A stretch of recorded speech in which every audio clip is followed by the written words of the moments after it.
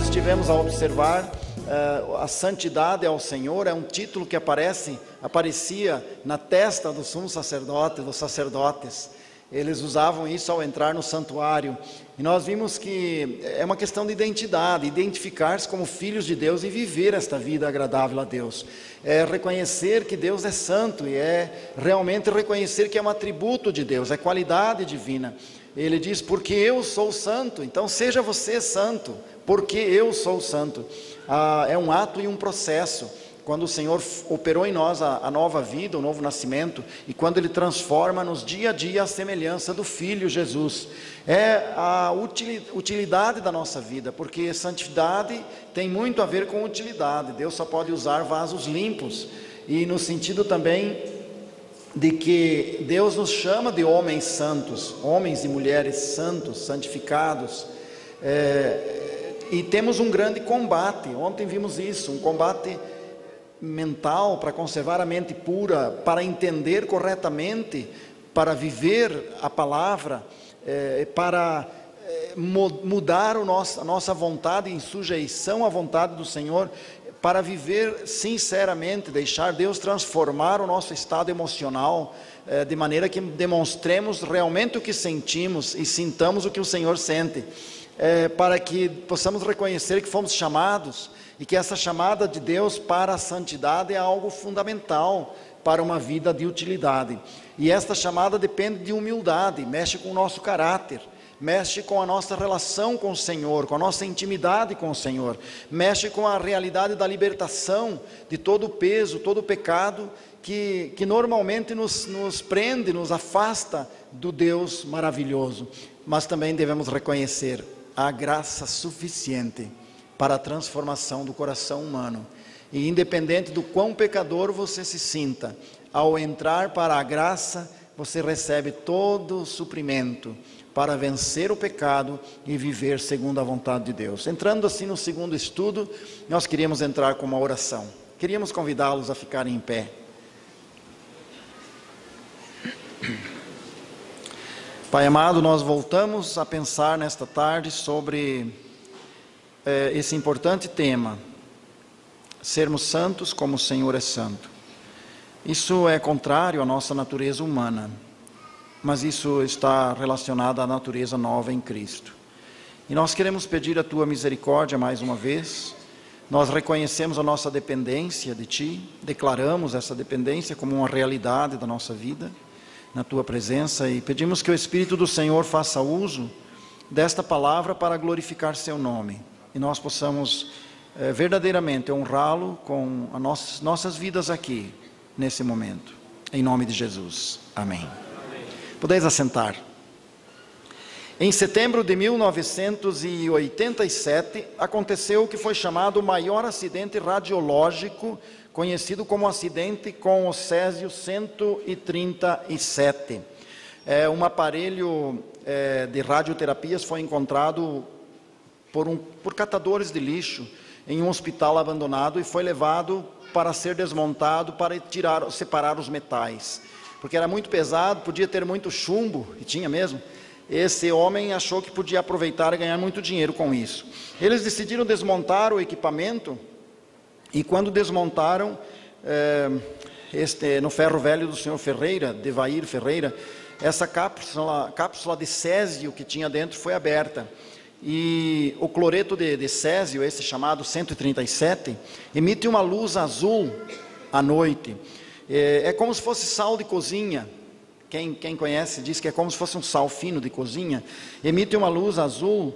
E esse senhor Devair, não é Devanir, é Devair, ele começou a mostrar aos vizinhos, amigos, e todos ficavam impressionados com a luz que brilhava, essa bela luz que saía daquele produto que saiu dessa cápsula. Começaram a ficar doentes e a esposa dele decidiu levar esse material para a saúde local e perguntar se tinha alguma coisa a ver, porque estava muita gente a ficar doentes. A princípio acharam que era um problema qualquer, uma virose ou uma doença desconhecida, mas alguns dias ficou lá na saúde aberto, em cima da cadeira, esperando que alguém avaliasse. até que chegaram agentes da saúde que descobriram que podia ser mesmo produto radioativo e identificaram que aquela população toda estava contaminada e que estavam a morrer literalmente. E a esposa desse senhor Ferreira foi uma das primeiras que morreu, teve muito contato. Interessante que o irmão do seu Devair levou para casa para mostrar para a sua filhinha. E a sua filhinha disse: pai, você é o maior mágico do mundo. E ela mexeu com o produto, passou nas mãos, depois foi comeu também com as mãos sujas do produto.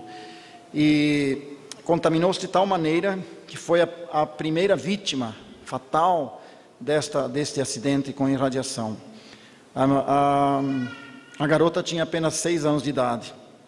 Quando ela foi enterrada, a comunidade se reuniu, não queria que fosse enterrada ali na cidade, porque achavam que o corpo dela iria contaminar toda aquela região. Era muita contaminação por irradiação, era mesmo. Reuniram-se mais de 2.000 pessoas para impedir o sepultamento do corpo desta menina ali no cemitério.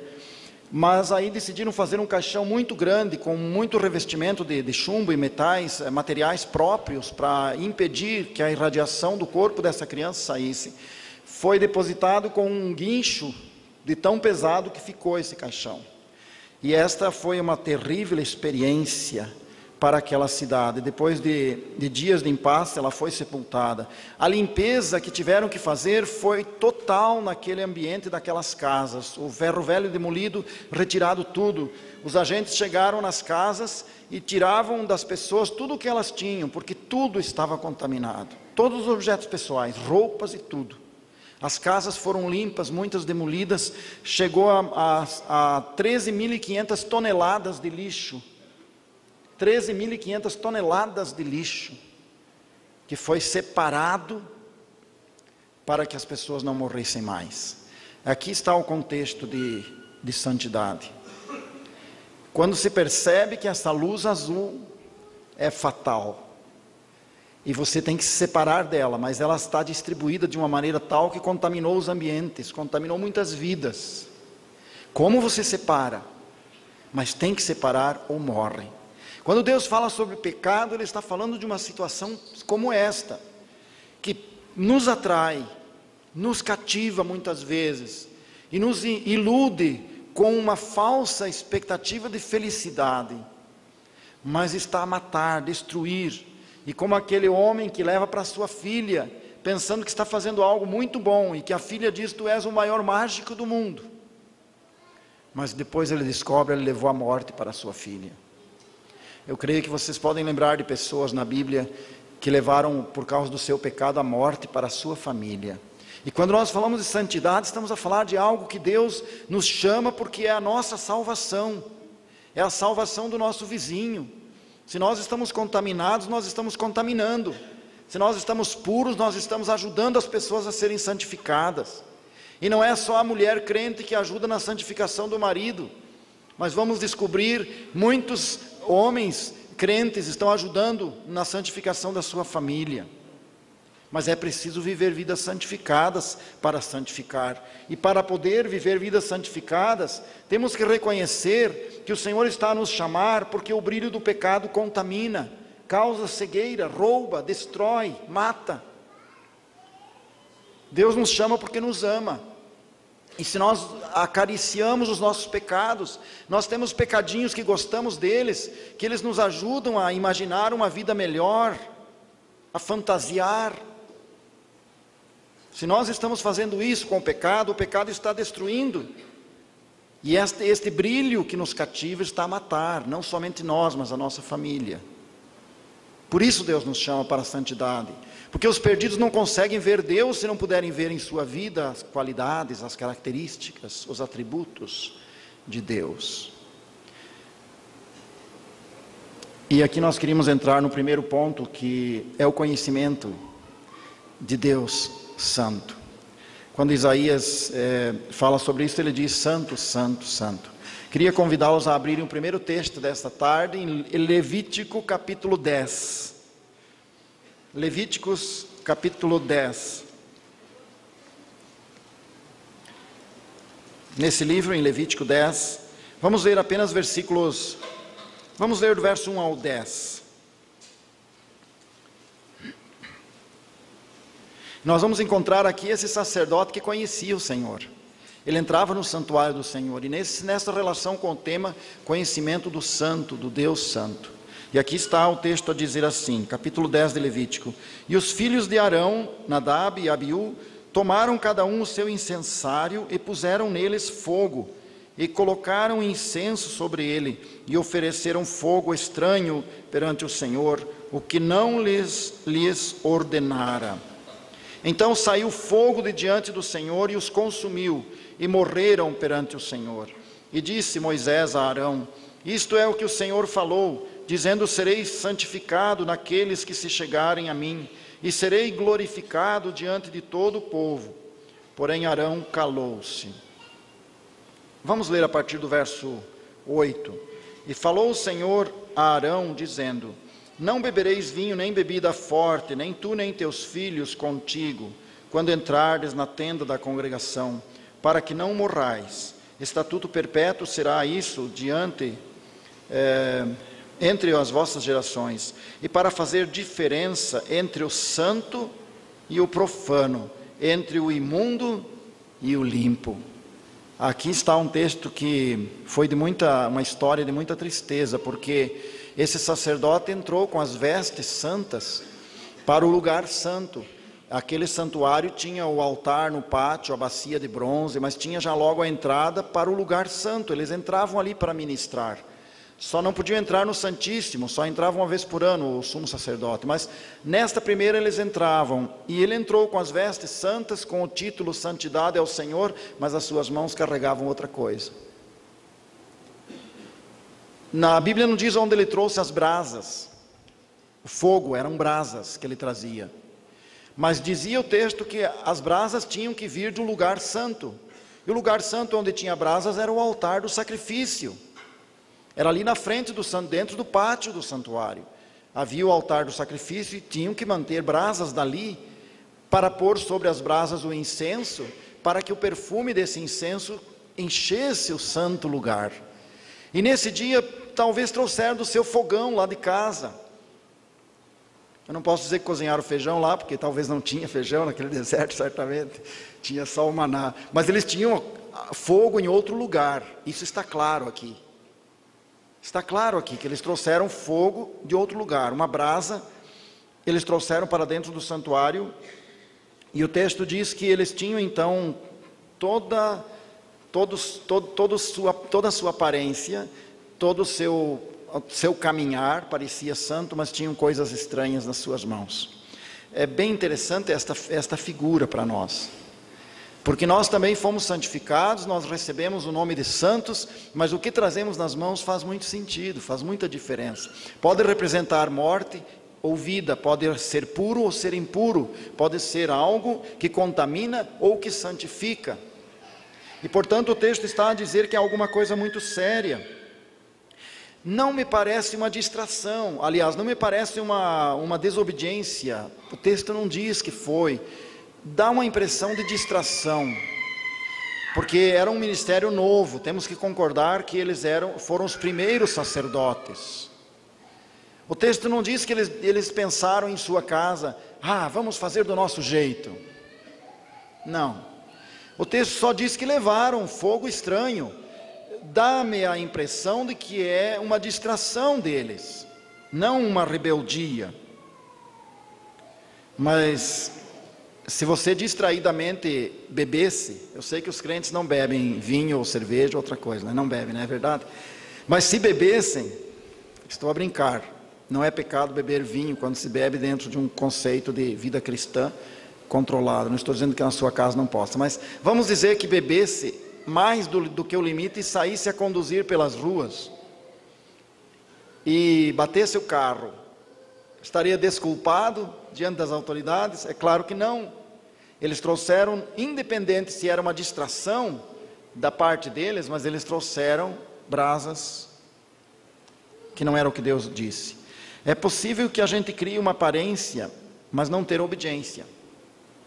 É possível ter boas vestimentas cristãs, mas o coração rebelde. É possível. É possível que a gente não siga o princípio da obediência a Deus, como Deus diz, assim façamos nós. E é verdade que muitos crentes ainda hoje sofrem consequências, porque Deus dizia, não case com uma pessoa que tem outra fé, que tem um outro princípio de vida. Mas eles gostaram muito dela e casaram com ela, ou ela com ele. E depois tem todo um trabalho de convertê-lo ou convertê-la, e depois tem todo o sofrimento. Não seria mais fácil seguir o ensino, que quando Deus diz, não tenha sociedade com o incrédulo, não faça julgo desigual, não seria mais fácil obedecer? Mas às vezes o coração é tão intensamente interessado em fazer o que lhe apetece, como dizem os nossos irmãos portugueses, que acaba por seguir o seu próprio caminho. É possível sim, é possível estar de corpo presente e espírito ausente na adoração. É possível que o crente esteja diante da ceia do Senhor, resolvendo o negócio do carro na segunda-feira, com a sua cabeça lá na segunda-feira que vai ter que resolver esse e aquele negócio, e a ceia está em andamento. É possível, mas não é santo, porque se é santo é separado para Deus. Então não posso estar lá a pensar no meu negócio de segunda-feira, quando eu estou diante da comemoração da minha libertação em Cristo. Mas é possível estar aqui agora, mas não estar aqui, estar meio que a dormindo, e não ter a palavra de Deus no coração. É possível, nós somos pecadores, mas não é santo. O santo é aquele que se consagra, que se separa, que gasta um momento especial ao Senhor, que dá primeiro lugar, dá prioridade. O Senhor tem a primeira prioridade em todas as minhas prioridades. Isso é santidade. Santidade é fazer a escolha certa, deixar Deus ser aquele que faz tudo em nós. Você já esteve nesta reunião com a mente lá fora, resolvendo negócios? Já entrou para levar o perfume dos cânticos, mas em tua consciência há desobediência oculta? É possível, sim, é possível que nós tenhamos feito, mas pensar em santidade é dar a Deus o lugar devido naquele espaço de tempo, exclusividade, e no decorrer do dia a dia, prioridade para o Senhor. Stuart Egil Briscoe, não sei se essa é a pronúncia correta, é um irmão que tem um livro muito bom que está a ser ainda traduzido. A livraria CLC em Portugal me ofereceu os materiais da tradução e eu pude aproveitar algumas dessas informações aqui. E ele diz assim: a natureza caída da nossa humanidade significa que mesmo nos nossos melhores e mais nobres momentos não estamos totalmente livres da mácula da nossa imperfeição moral. O melhor dos homens é meramente um homem. A nossa bondade pode ser manchada pelo orgulho, o nosso altruísmo pelo egoísmo, a nossa abnegação pelo autoengrandecimento. Mas o santo não.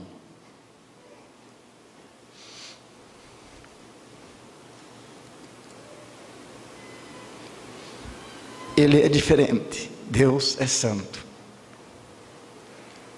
E quando queremos aproximar de Deus, nos aproximar dele, ele não pode ver isso em nós. Ele tem um instrumento de perfeição, o sacrifício. E se pecarmos, temos advogado junto ao Pai. Ele já prevê isso, essa possibilidade. E já prevê nos seus estatutos que o pecado que nós cometemos podemos trazer ao pé da cruz. E portanto não é possível chegar diante dele santo e trazermos as nossas brasas, as nossas manchas. É interessante que o versículo 10 diz bom discernimento.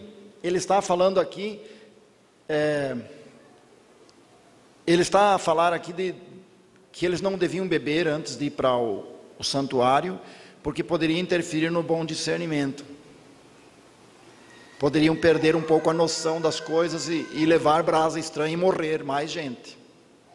É por isso que depois que aconteceu isso, ele diz que criou uma regra para não beberem. Não sei se tinham bebido esses dois tinham bebido, não sei. Mas ele cria uma regra porque ele prevê que outros poderiam cometer erros por não terem bom discernimento. E ele diz, que é esse bom discernimento? É saber o que é puro e o que é impuro. Não é isso que ele diz no verso 10? Fazer diferença entre santo e profano, entre imundo e limpo, E na sociedade que vivemos, onde está a diferença entre santo e profano? Onde está a diferença entre imundo e limpo? Não é verdade que nós, como cristãos, estamos num formato de vida muito parecido com o que o mundo vive? Se estamos diante de uma prova difícil na universidade, por vezes lançamos mão do conhecimento do aluno para suprir a nossa necessidade, para não sair com uma nota muito baixa. Não conseguimos discernir santo e profano, imundo e puro. Não conseguimos pagar o preço de ter uma nota baixa, porque preferimos lançar mão de alguma coisa que não nos pertence, de um conhecimento que nós não tínhamos, que é do outro, e que nós então tomamos posse para conseguir fazer isso. Será que eles haviam bebido que fizeram assim? Não importa. É bom ter bom discernimento daquilo que o Senhor quer de nós. Não parece que eles tinham feito isso, mas eles tinham que ter bom discernimento. Quando você vai dirigir o carro, você deve ter o cuidado de fazê-lo em respeito às leis, mas nem sempre fazemos. Nós andamos 20, 30 mais do que a lei prevê, e isso é difícil. Eu acho que não há um crente que consiga cumprir com a velocidade padrão exata, porque parece que a lei não é justa nos fazer andar em 30 onde podemos andar em 50. Mas se a nossa consciência chegar a esta sensibilidade, não ache ruim isso, porque se o Espírito Santo te leva a uma sensibilidade maior na vida do dia a dia, ao ponto de você achar que coisinhas tão pequenas que todo mundo deixa passar, você já não consegue. Dê graças a Deus por isso.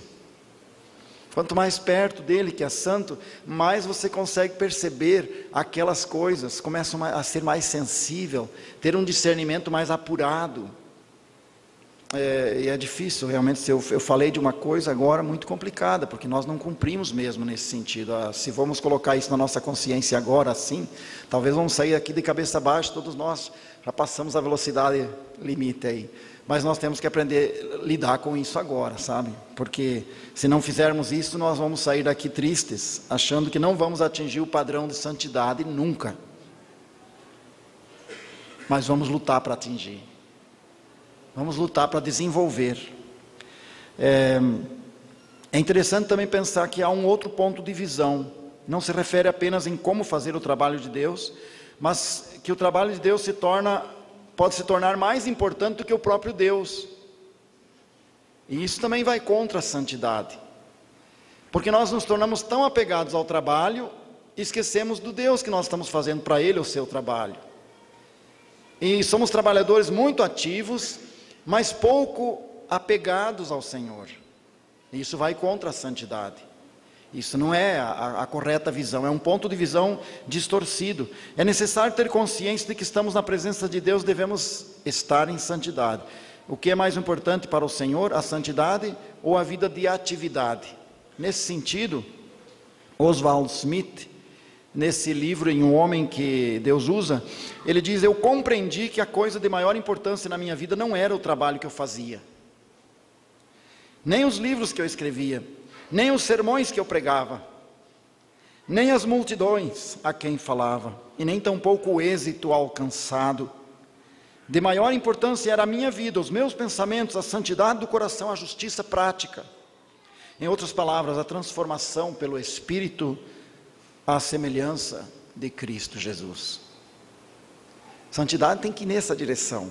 O encontro de Deus, a visão de Deus, o conhecimento do Deus Santo. É preciso que vá nessa direção. Alguns crentes parecem embriagados pela visão de si mesmo.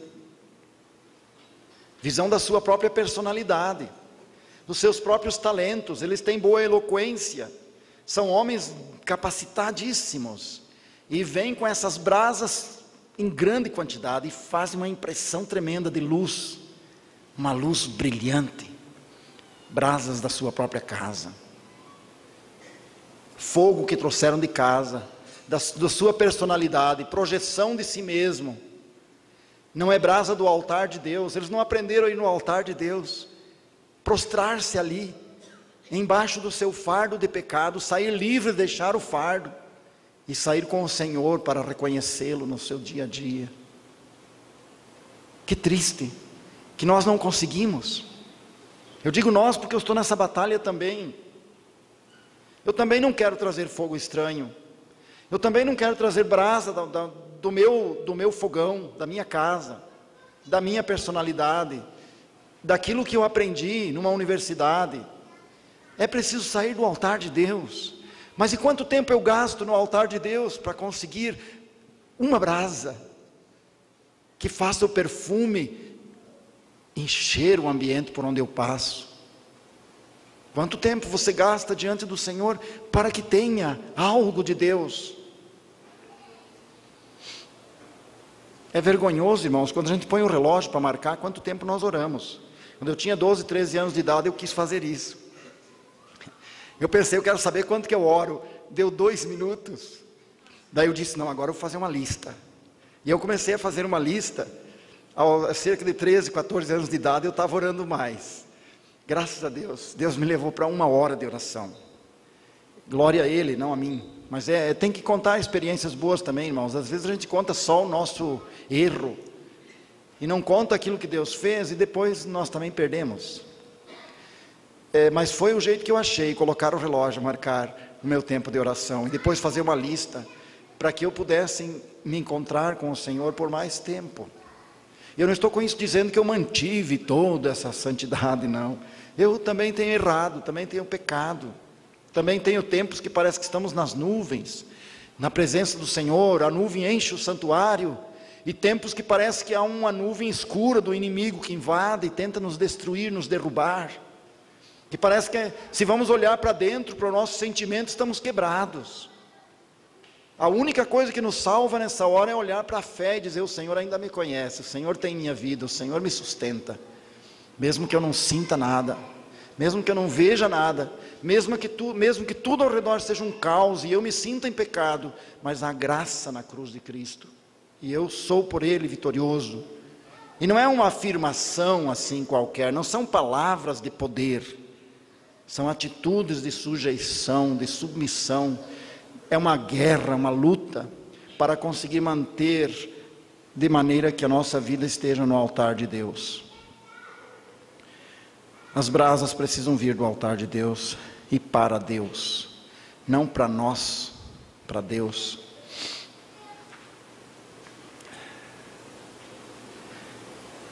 Será que o nosso ministério, nossa influência fora no mundo tem sido o impacto da nossa própria personalidade ou tem sido o impacto do tempo que gastamos com o Senhor? Aquele tempo que Moisés gastou no monte parecia um tempo perdido. O povo judeu talvez não entendesse porque que esse homem está lá 40 dias, até quiseram mudar as regras e construir o bezerro de ouro. Mas foi quando o rosto dele brilhou. Foi quando ele realmente estava conhecendo o Deus soberano. É necessário pensar, essa chama que brilha na tua vida veio de onde? Não se distraia nisso, porque se não veio do altar de Deus, trará morte. Nós queríamos pensar então numa segunda situação, de Êxodo capítulo 34, na busca de Deus. Nós encontramos aqui Moisés. Eu sei que estou pegando textos que são conhecidos, mas eu creio que são textos fundamentais dentro do tema santidade.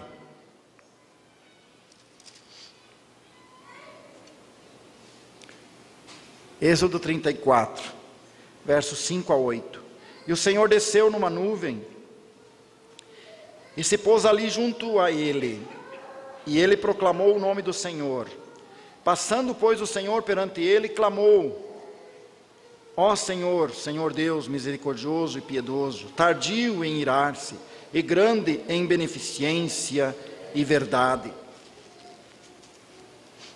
que guardas a beneficência em milhares, que perdoa a iniquidade e a transgressão e o pecado, que ao culpado não tem por inocente, que visita a iniquidade dos pais sobre os filhos e sobre os filhos dos filhos até a 3ª e 4ª geração. E Moisés apressou-se a inclinou a cabeça à terra e adorou. E disse: Senhor, se agora tenho achado graça aos teus olhos, vá agora, ó Senhor, no meio de nós, porque este é povo de dura cerviz, porém perdoa a nossa iniquidade e o nosso pecado, e toma-nos por tua herança. Aqui estamos diante do olhar para Deus. Santidade é olhar para Deus. O salmista dizia: contemplai-o e sereis iluminados. E vocês não vão sentir vergonha, os vossos rostos não vão sentir vexame, vergonha. O que sentimos quando percebemos que estamos sendo observados? Quando você está trabalhando na cadeira do escritório e o chefe passa atrás e fica a observar você, como é que você se sente? Ele está diante do Senhor, ele quer olhar para Deus, mas ele também sabe que ele está sendo visto por Deus. Aqui nesse caso, Moisés é que está voltado para o Senhor. A visão que Moisés teve estava espelhada numa pedra. Você já imaginou chegar diante de uma pedra bruta da montanha e tentar pentear o cabelo, olhando para a pedra?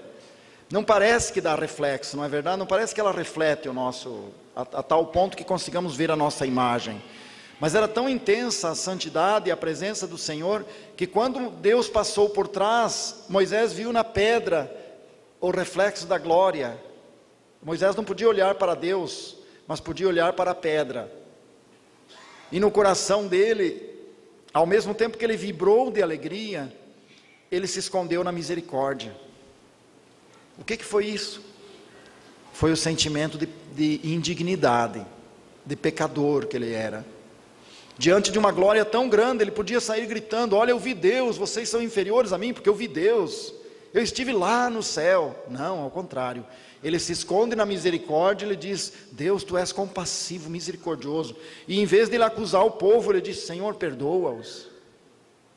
Que atitude diferente que é a santidade no olhar para Deus, da atitude de muitos homens, que fazem da sua experiência com Deus autopromoção, promover a si próprios, ou talvez jogar sobre os outros sombra, para que eles apareçam mais no brilho.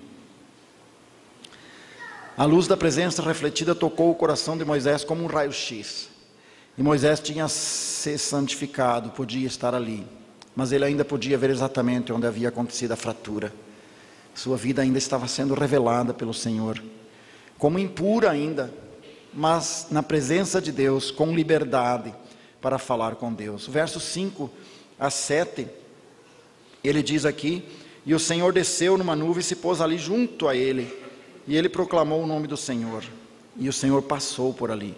Aproximar-se da luz divina vai revelar nossas imperfeições. Desejamos ainda nos aproximar?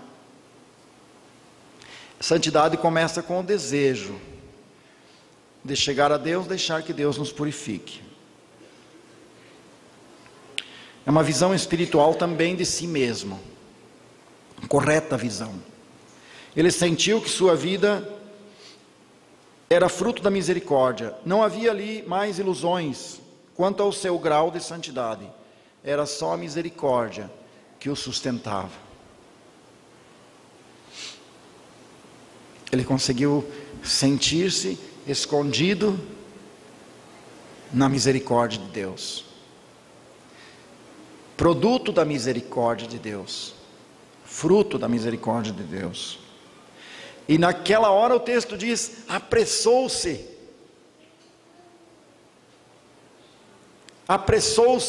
prostrou-se e adorou. De onde vem a adoração? De um elevo tentando encontrar Deus no espaço, em algum lugar? Não, a adoração ali, ele já tinha encontrado Deus, agora ele só se prostra, num profundo reconhecimento da sua indignidade, e da glória de um Deus que o recebe, que o ama. Então há um sentimento de gratidão muito profundo, de reconhecimento de quem Deus é, e a Bíblia chama isso adoração, admiração do Deus, meu Deus santo e justo, como me ama, sendo eu tão pecador. E prostra-se, apressa-se, prostra-se e adora a Deus. Irmãos, nós precisamos lutar por isso. A santidade é uma luta muito grande, porque nós precisamos lutar por isso. O mundo nos rouba de muitas maneiras. Você tem razão em dizer que não há muito tempo, porque você trabalha demais. tem uma família para dar atenção. Há muitas coisas que podem nos tirar a oportunidade de experiências reais com o Senhor. Não experiências que serão para jogar na mídia, mas experiências que serão para dobrar os joelhos. É diferente. É bem diferente. Porque não é para jogar na mídia, para não causar a impressão de que nós somos os melhores. Eu queria olhar um pouco também no sentido agora no sentido do olhar de Deus para nós. Aqui nós estamos vendo Moisés olhar para Deus, mas há um texto em Isaías que fala de quando é Deus mesmo que está a nos fazer perceber que Ele está a nos olhar, e santidade tem muito a ver com isso. Capítulo 6 é muito conhecido e portanto não vou ler muito, só vou ler o verso 5, Isaías 6 verso 5, então disse eu, ai de mim, pois estou perdido, porque sou um homem de lábios impuros e habito no meio de um povo de impuros lábios, e meus olhos viram o Rei, o Senhor dos exércitos. Que interessante. E quando você pensa, quando foi isso que aconteceu? Você vai nos versículos, você vai perceber que quando Isaías começou a profetizar, o rei Uzias ainda estava vivo. E esse acontecimento se deu quando morreu o rei Uzias. Então o capítulo 1, 2, 3, 4, imaginamos que ele tinha profetizado já. E quando você pega capítulo 1, ele descreve o pecado numa intensidade muito grande. Ele chega a dizer que do alto da cabeça à planta dos pés são só feridas apodrecidas, úlceras não tratadas, feridas não tratadas. Ele descreve o pecado numa intensidade muito profunda nesses primeiros versículos. Mas quando ele chega perante o Senhor, ele não diz, ai deles, porque era o pecado do seu povo que ele descrevia. Mas ele diz, ai de mim. Ai de mim. Por que ele não disse ai deles? Porque nessa hora, ele percebe algo que talvez ele participou, talvez ele ajudou a falar mal de alguém. Ou talvez quando alguém falou mal de alguém para ele se calou e disse, ah é, assim é verdade, não sei o que. Concordou. Em vez de buscar informações, tratar do assunto, levar ao princípio bíblico, tentar restaurar aquela pessoa em pecado, simplesmente concordou. Ah, não foi eu que falei mal. Não, mas os meus lábios estão impuros, porque eu concordei. Eu ouvi a difamação, e eu não falei nada. E ele era um erudito, era um homem de qualidade moral, perante a humanidade possivelmente intocável. Como é que ele foi achar que as suas palavras eram impuras, ao ponto de dizer, ai de mim? A santidade nos vai aproximar de Deus de tal maneira que nós vamos começar a ver nós e não ficar atacando os outros, acusando os irmãos, achando desculpas para os nossos pecados no pecado maior do outro. Como aquele irmão que chegou para o pregador e disse assim, gostei muito da sua mensagem, irmão. E depois o irmão perguntou, mas por quê? Qual foi o ponto que tocou sua vida? Ele disse, é que eu percebi que o Davi pecou mais que eu. Eu sou mais santo que o Davi pecou mais. Estou satisfeito. É bom a gente se esconder atrás do pecado do outro, né? Ah, tem um que é pior, então eu fico atrás dele, estou melhor. Mas não é isso que Deus nos chama, não é para essa qualidade de vida, ficar escondendo-se. É para que nós possamos chegar diante do Senhor e ter um relacionamento pessoal com Ele. É como nós ouvimos há pouco sobre recompensa, Ele vai falar com você, comigo, é particular. A recompensa será individual, será para cada um particular, em particular esse tratamento. Santidade é uma questão particular nossa, pessoal. Ela vai ter influência sim, mas vai influenciar, mas ela é nós e Deus. É a gente pensar na obediência que devemos, em olhar para Deus e saber que Deus está a olhar para nós. Isaías sabia disso. Mas nós às vezes não sabemos, nós ficamos caçando defeitos nos outros, mais do que aqueles caça-fantasmas que havia no passado. Lembra daquele caça-fantasma, aquele filminho, aquelas coisas, que eles faziam tudo que é equipamento para achar fantasma. E às vezes nós estamos assim, arranjando equipamentos para achar defeito nos outros. Mas a santidade nos aproxima de Deus, e então nós deixamos de procurar nos outros, porque nós estamos ocupados com o nosso estado, e a nossa santificação vai projetar para os outros bênção, vai ajudá-los.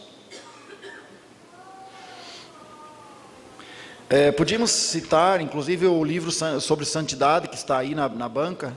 Eles citam alguns exemplos daquelas coisas menos importantes, que aqui eu coloquei como pequenos grandes males, porque eles são muito pequenos, mas no fundo acabam provocando às vezes grandes males. E esse livro sobre santidade que o William MacDonald escreveu, ele diz sobre isso também. Por exemplo, quando você pensa na declaração do imposto de renda, como é difícil lidar com isso, né? Subornos aos guardas de trânsito, chegar atrasado nos compromissos, gastar além do que pode pagar, mentir para não perder a razão em uma demanda, levar para casa materiais da empresa. Eu ouvi de um lugar onde a empresa, depois de um grande pregador chegar e falar sobre vida cristã e santidade, uma empresa teve que arranjar uma sala especial para guardar as ferramentas que os funcionários trouxeram, devolvendo. Era tanta ferramenta que tinha sido no decorrer de alguns anos roubada, e esses cristãos agora convertidos vieram trazer as ferramentas para a empresa, ferramentas usadas, mas tinham roubado um dia. Coisa interessante, quando chegamos como Isaías, e aquelas pequenas coisas nós percebemos que são grandes males. Os lábios impuros por palavras que nós não queríamos ter falado, mas falamos. Falar mal dos irmãos, falar mal da igreja, falar mal da vida, reclamações. Mas há também um momento de graça. Se você pensa que Isaías foi trazido para a presença do Senhor e o olhar de Deus o condenou, você está enganado. Porque quando ele clamou a Deus, Deus disse: eu toco você. Deus tocou os seus lábios. Aquele era um momento de graça. Graça é quando podemos chegar ao Senhor e sair dali sem os nossos pecados, deixar diante do Senhor e ganhar nova força para prosseguir. Então não era um momento de desespero para pior, mas para melhor. A nossa pecaminosidade pode nos levar ao desespero, mas é muito temporária essa sensação, porque o sacrifício de Cristo nos santifica. Eu queria voltar um pouquinho mais a atenção agora nesse pouco tempo que nos resta, voltar um pouco a atenção outra vez para aquela parte prática que Romanos apresenta no capítulo 12. Eu não vou conseguir concluir esses pensamentos, acho que me demorei muito na primeira parte, mas também acho que não podia fazer diferente. E eu tenho aqui esse texto de Romanos que vocês sabem de cor, eu acredito. É o capítulo 12, é o verso 1 até o verso 5. E eu vou ler Romanos 12, 1 a 5, e nós, chegando já para o final do tempo, nós queremos pensar aqui nessa parte prática, novamente no que começa aqui, na nossa maneira de ver, pensar. Rogo-vos, pois, irmãos, pela compaixão de Deus, que apresenteis os vossos corpos em sacrifício vivo, santo, agradável a Deus, que é o vosso culto racional, e não sede conformados com este mundo, mas sede transformados pela renovação do vosso entendimento, para que experimenteis qual seja a boa, agradável e perfeita vontade de Deus. Porque pela graça que me é dada, digo a cada um de entre vós, que não pense de si mesmo além do que convém, antes pense com moderação, conforme a medida da fé que Deus repartiu a cada um. Porque assim como em um corpo temos muitos membros, e nem todos os membros têm a mesma operação, assim nós, que somos muitos, somos um só corpo em Cristo, mas individualmente somos membros uns dos outros. Parece que o assunto sofreu uma mudança tremenda, né? Parece que o assunto dele começa com santificar a mente, o corpo, um sacrifício vivo, e de repente começa a falar dos membros da igreja, membros do corpo de Cristo, e começa falando de misericórdia. Qual é o contexto disso tudo? Quando você pega os primeiros capítulos, o que o texto de Romanos está falando? Está falando de misericórdia. Deus podia destruir os perversos e destruir os homens que se achavam muito religiosos, mas estavam vivendo longe de Deus. Mas Deus foi misericordioso. Deus foi tão misericordioso que decidiu justificar pela fé, que decidiu deixar Israel por um tempo do lado e tomar conta do gentio. o imundo, aquele pecador mais terrível. Mas Deus não vai abandonar o seu povo, Ele vai cuidar deles outra vez. Um dia vai restaurá-los. E o apóstolo chega numa euforia tão grande com a glória da misericórdia, que quando ele finaliza o capítulo 11, ele está num cântico, num júbilo. E nós podíamos colocar o ponto final de Romanos aqui. O júbilo pela grande misericórdia de Deus. E ele entra no capítulo 12 e ele diz: eu rogo a vocês por essa misericórdia. Você conhece a misericórdia? Você conhece como Deus é misericordioso? Está disposto a oferecer-se a Ele? Está disposto a oferecer a sua vida a Ele? De forma sacrificial? Aqui entra uma coisa que nós não estamos percebendo, que está roubando a nossa vida de experiência real com Deus. Nós queremos vida fácil. Nós nos acostumamos com a prosperidade do mundo, com a prosperidade dos recursos que há, e nós queremos ter o nosso momento de água e sombra fresca, água fresca e sombra, ou qualquer coisa parecida com isso, sombra e água fresca. É sombra e água fresca, não é? Nós estamos à busca disso, irmãos. Nós não estamos dispostos a sair do nosso conforto e entregar uma literatura, fazer um curso bíblico com alguém. Nós queremos o conforto de chegar no lugar e o irmão trazer a melhor mensagem. Ai dele, se ele fugir do horário ou do tempo, ou da sequência de boa distribuição do tema. Porque nós vamos fazer o maior juízo sobre ele. Porque nós estamos lá para receber. Vida cristã, vida de santidade é sacrificial. É sacrificial. E se nós não queremos sacrificar a nossa vida, nós não vamos ter santidade de vida, qualidade de vida com Deus. Quem ama a sua vida, perdê-la, e quem neste mundo odeia a sua vida, guarda-la para a vida eterna. Paulo disse: antes eu subjugo o meu corpo e o reduzo à escravidão, para que, tendo pregado aos outros, não venha eu mesmo de alguma maneira a ficar reprovado. E assim podemos seguir muito adiante. Esse sacrifício a Deus, essa qualidade de vida que nós voluntariamente decidimos viver com a cruz. Não é normal fazer isso. Nós estamos sempre procurando caminhos fáceis. E é por isso que às vezes Deus tem que pôr cabrestos e freios, quando poderia só falar conosco que nós estamos vivendo com Deus. Porque é isso que Tiago diz. Deus às vezes tem que pôr cabrestos e freios, porque senão não nos segura. Nós queremos o melhor do mundo, e esquecemos que o melhor do mundo, que o mundo pode nos dar, é a cruz. Foi isso que deu ao nosso Senhor. Se perseguiu a Ele, como é que nós queremos tanta liberdade? Se não estamos tendo conflito, atritos no mundo, dificuldades na família para manter uma qualidade de vida, é sinal que talvez já perdemos. Irmãos, olhe para o que aconteceu com Sodoma. Qual era a característica básica?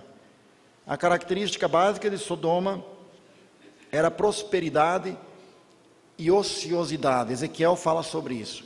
A prosperidade que produz ociedade é um transporte seguro para Sodoma. Quando alguém se torna melhor na sua qualidade de vida e esquece de sacrificar-se perante o Senhor, de viver uma vida de sacrifício, reservar dinheiro para fazer a obra de Deus, reservar tempo para evangelizar, não jogar tempo fora. Gaste um tempo de primeira qualidade com a tua família, mas prepare um tempo de primeira qualidade para servir ao Senhor, porque tem muita gente perdida e precisa da tua palavra. Nós vamos parar aqui só citando a dimensão desse sacrifício. Alguns Deus pediu a própria vida. É o caso de Jim Elliot como um exemplo. Quando ele disse: Senhor, faze-me fogo seu. Uma outra frase ele tinha nesse sentido, não estou lembrando agora. E depois ele foi levado e ele foi feito um sacrifício, na verdade. A sua vida ele sacrificou para buscar aquele povo, e Deus deu a ele o privilégio de sacrificar mesmo a sua vida lá. Para você pode não ser isso, mas a vida cristã não é sem sacrifício. O que custa para você? O que está custando para você ser cristão? Se não te custa nada essa fé que tem, será que ela vale alguma coisa? É necessário pensar nisso, e é necessário pensar que é oferecer a Deus, é voluntário, é nós que decidimos viver vida sacrificial. Se nós escolhemos viver a vida sacrificial, estamos indo pelo caminho da santidade. E se nós queremos prosperidade e ociosidade, ficar numa boa, sentado em nossa rede, meus irmãos, nós vamos fracassar realmente. É uma escolha voluntária. Nós paramos aqui, na esperança de que nós tenhamos de Deus um despertar para olhar para fora, onde vamos estar nessas próximas semanas e meses e anos, e ver o que a nossa vida mostra desse grande Deus que nós conhecemos, e deixar Deus fazer em nós a sua obra. Pai, muito obrigado pela tua palavra, pelo teu Espírito, pela tua misericórdia. Faça uso de nós conforme tu bem queres, neste mundo perdido. Permita-nos imitar Jesus em toda a situação, em nome do Senhor, amém. Muito obrigado, irmãos, pelo privilégio. Obrigado por nos dar o privilégio de estar aqui.